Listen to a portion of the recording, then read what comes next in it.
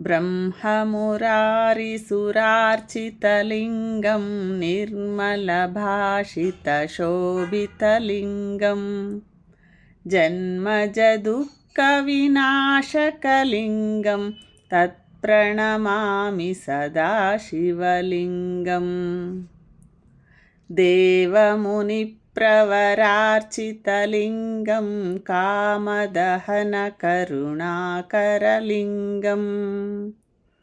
रावणदर्पविनाशकलिङ्गं